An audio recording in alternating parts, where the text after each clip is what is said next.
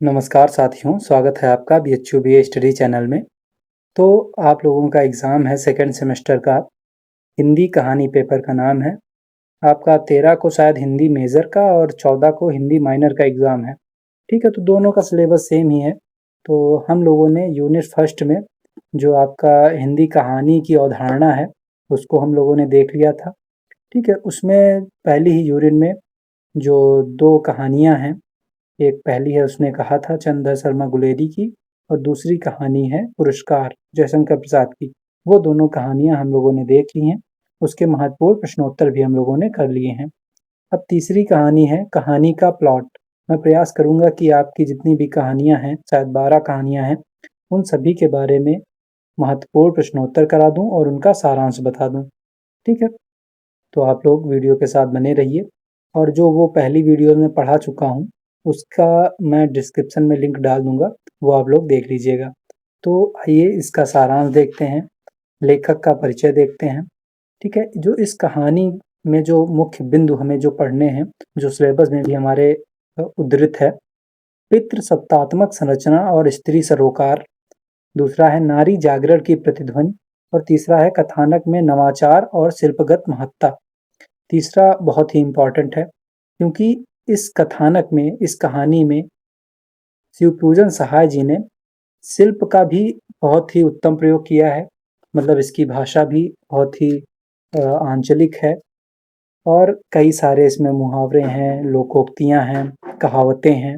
ठीक है, और इसके कथानक में भी एक नयापन हमें देखने को मिलता है, इससे पहले जो हमने कहानियां पढ़ी हैं उसके अगर तुलना में देखें तो।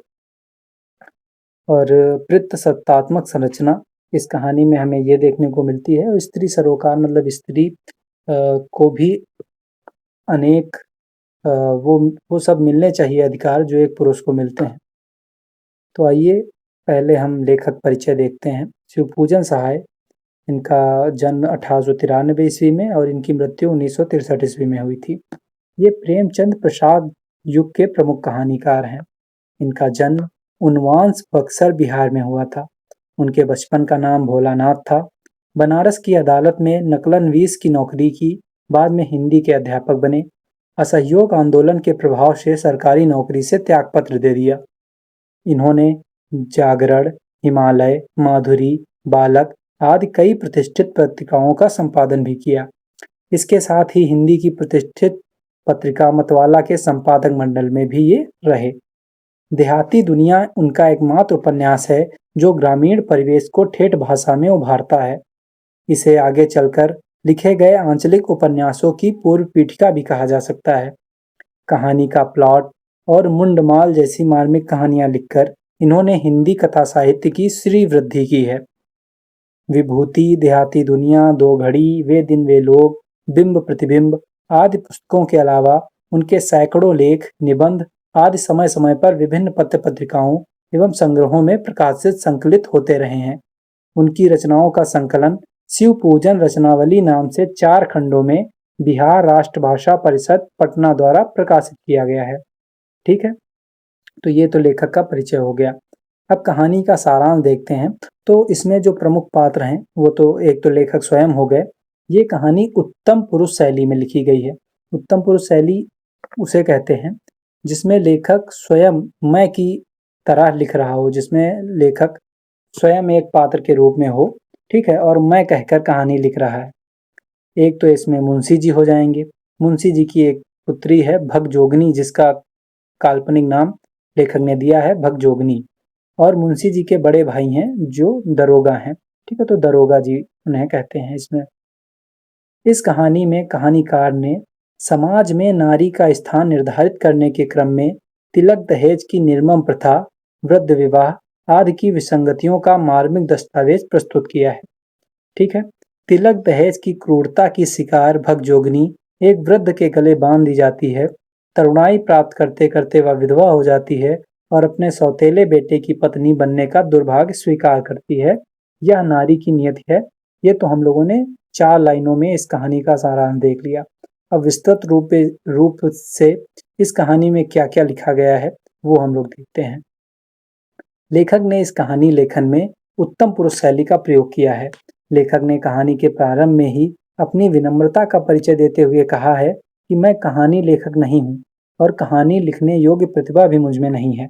यह कहानी लेखक के आंखों देखी घटना का ही चरितार्थ रूप है। ठीक है, लेखक स्वयं भी कहते हैं कि मेरे गांव के पास एक छोटा गांव है जिसका नाम बहुत गंवारू है। वहां एक मुंशी जी रहते थे जो अब इस संसार में नहीं है। चूंकि यह कहानी एक ग्रामीण परिवेश को व्याख्यायित करती है, इसीलिए ग्रामीण भाषा, मुहावरे, लोकोक्तियां खूब देखने को मिलती हैं। ठीक है, क्योंकि यह कहानी एक ग्रामीण परिवेश की है, इसलिए इसकी भाषा ग्रामीण, मुहावरे और लोकोक्तियां देखने को तो हमें मिलेंगी ही। मुंशी जी की एक बेटी भी है जिसका कल्पित नाम लेखक ने भगजोगिनी रखा है। मुंशी जी के बड़े भाई पुलिस दरोगा थे। उस समय की सामाजिक स्थिति पर व्यंग करते हुए लिखते हैं कि 8-10 पैसे की करीमा खालिक बरी जो एक प्रकार से उर्दू का जो एकदम प्रारंभिक ग्रंथ है, उसको पढ़ने के लिए एकदम जो निम्न ग्रंथ में पढ़ना पड़ेगा। जैसे अगर आपको अंग्रेजी पढ़नी है तो ABCD पढ़नी पड़ेगी, वैसी ही एक प्रकार से उसकी ये है। पढ़कर जितना रुपया दरोगा जी ने कमाया था, उतना आज कॉलेज व अदालत की लाइब्रेरियां चाट कर वकील भी नहीं कमाते। ठीक है, तो यहाँ पे एक प्रकार से व्यंग ये किया है कि दरोगा जी ऊपरी कमाई भी बहुत करते हैं, वो भी थोड़ा बहुत पढ़ के ही। दरोगा जी ने जो भी कमाया सब अपने जिंदगी में ही उड़ा भी दिया। उनके अंतिम समय में एकमात्र घोड़ी बची थी जिसका मूल्य 7 रुपया होगा।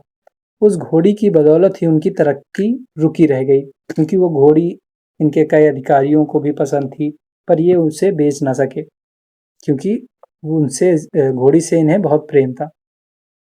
तो उस घोड़ी को बेचकर ही जब इनके दरोगा जी का देहांत हो गया, इनके बड़े भाई का देहांत हो गया, तो उस घोड़ी को बेचकर ही मुंशी जी ने अपने बड़े भाई का श्राद्ध किया और अंतिम संस्कार किया। दरोगा जी के होते हुए भी मुंशी जी ने खूब जीवन जिया, किंतु जब बहिया बह गई तब चारों ओर उजाड़ नजर आने लगा। जो मुंशी जी चुल्लू के चुल्लू इत्र लेकर अपनी पोशाक में मला करते थे, उन्हीं के अब अपनी रूखी सूखी देह में लगाने के लिए चुल्लू भर कड़वा तेल मिलना भी मुहाल हो गया। ठीक है, जब तक इनके भाई रहे तब तक इन्होंने भी खूब अय्यासी की, खूब मौज की, लेकिन इन्होंने कोई कमाई का अपना जरिया नहीं ढूंढा। ये अपने भाई पर ही आश्रित रहे। शायद किस्मत की फटी चादर का कोई रफूगन नहीं है, लेकिन जरा किस्मत की दोहरी मार तो देखिए। जब तक दरोगा जी रहे तब तक इनके 5-5 लड़के हुए, पर सबके सब सुबह के चिराग हो गए, मतलब उनका देहांत हो गया। जब बेचारे की 5 उंगलियां घी में थी तब तो कोई खाने वाला ना रहा, और जब दोनों टांगे दरिद्रता के दलदल में आ फंसी हैं, ऊपर से बुढ़ापे भी कंधे दबाने लगे, तब कोढ़ में काज की तरह एक लड़की पैदा हो गई। और तारीफ यह कि मुंशी जी की बदकिस्मती भी दरोगा जी की घोड़ी से कुछ कम स्थावर नहीं थी। सच पूछिए तो तिलक दहेज के जमाने में लड़की पैदा करना ही बड़ी भारी मूर्खता है। यहाँ एक प्रकार से लेखक ने यह दिखाया है कि ऐसा समाज हमारा बन गया है कि कोई भी लड़की पैदा करना बड़ी भारी मूर्खता है, क्योंकि अगर आप लड़की पैदा कर रहे हैं तो उसके दहेज या तिलक के लिए ही हमें अपने जीवन का 1-2 साल या 4-5 साल, 10 साल, जितनी भी आपकी क्षमता है, उतने साल में उतना धन एकत्रित करके उसके लिए रखना पड़ेगा। ठीक है, तो इसीलिए लेखक कह रहे हैं कि ये बहुत बड़ी भारी मूर्खता है लड़की पैदा करना। भगजोगनी चूंकि मुंशी जी की गरीबी में पैदा हुई और जन्मते ही माँ के दूध से वंचित होकर टूअर कहलाने लगी। टूअर मतलब अनाथ। इसीलिए अभागिन तो अजहद थी ही, इसमें शक नहीं, पर सुंदरता में वह अंधेरे घर का दीपक थी, लेकिन वह सुंदर बहुत थी। आजकल वैसी सुघड़ लड़की किसी ने कभी न देखी। उसकी दरिद्रता का वर्णन करते हुए लेखक ने कहा, आह! बेचारी उस उम्र में भी कमर में सिर्फ एक पतला सा चिथड़ा लपेटे हुए थी, जो मुश्किल से उसकी लज्जा ढकने में समर्थ था। उसके सिर के बाल तेल बिना बुरी तरह बिखर कर डरावने हो गए थे। उसकी बड़ी-बड़ी आंखों में एक अजीब ढंग की करुण कातर चितवन थी। दरिद्रता राक्षसी ने सुंदरता सुकुमारी का गला टीप दिया था। लेखक ने समाज में व्याप्त प्रकृत सुंदरता के लिए कृत्रिम श्रृंगार की जरूरत नहीं होती। तो समाज में हमारे यह लाइन बहुत चलती है, यदि आप प्राकृतिक रूप से सुंदर हैं तो आपको ये कृत्रिम, ये मेकअप वेकअप की कोई जरूरत नहीं। लेकिन लेखक ने इसको नकारा है। उन्होंने कहा है कि यह बात 100% नहीं सत्य है। अगर आप प्राकृतिक रूप से सुंदर हैं, लेकिन आपको कोई चिंता है, आपको वैसा वायुमंडल नहीं मिला है, आपका जो आसपास का माहौल रहा वो खराब रहा, ठीक है, तो आपके मानसिक चिंतन का भी आपके सुंदरता पर काफ़ी प्रभाव पड़ता है। जैसे शकुंतला का यहाँ पे उदाहरण देते हैं कि शकुंतला भी कोई अच्छे घराने में नहीं रहीं, वो जंगल में रहीं, लेकिन फिर भी वो बहुत सुंदर रहीं। वो वृक्ष के पत्ते पहनकर भी, वो श्रृंगार करके वृक्ष के ही प्राकृतिक रूप से वो सुंदर दिखी।